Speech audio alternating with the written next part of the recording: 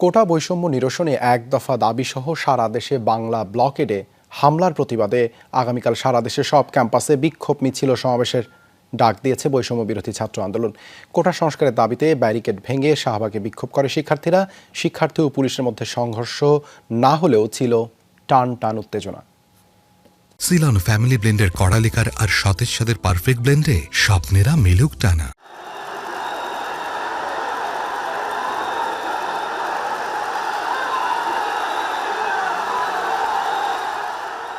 কোটা সংস্কার আন্দোলনে এই প্রথম পুলিশের সাথে মুখোমুখি অবস্থান, উত্তেজনা।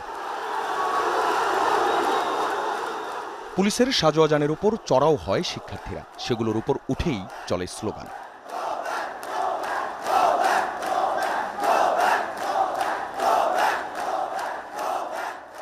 বৃহস্পতিবার বিকেলে ঢাকা বিশ্ববিদ্যালয় কেন্দ্রীয় লাইব্রেরির সামনে থেকে শুরু হয় বৈষম্য বিরোধী ছাত্র আন্দোলনের মিছিল। ক্যাম্পাসের বিভিন্ন সড়ক ঘুরে টিএসসি হয়ে শাহবাগমুখী হাজারো শিক্ষার্থী। উদ্দেশ্য শাহবাগ থেকে ফার্মগেট ব্লকেড।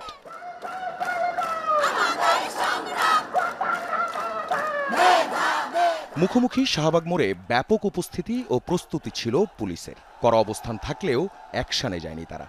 দফায় দফায় পুলিশের সাথে ধস্তাধস্তি হয় আন্দোলনকারীদের।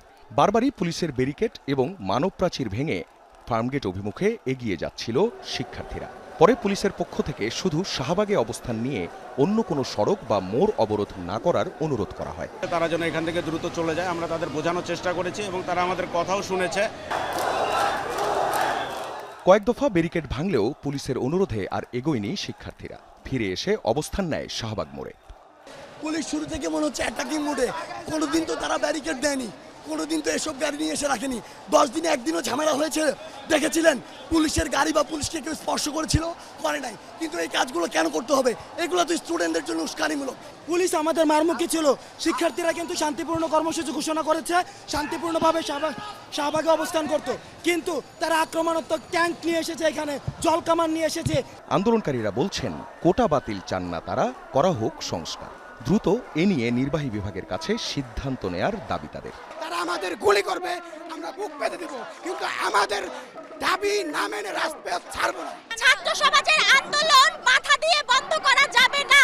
আমাদের যৌক্তিক দাবি মেনে নিলে আমরা রাজপথ থেকে উঠব। যেভাবেই আমাদের আটকানোর চেষ্টা করা হোক, আমরা শেষ পর্যন্ত থাকব, শেষ পর্যন্ত লড়াই করে চলব।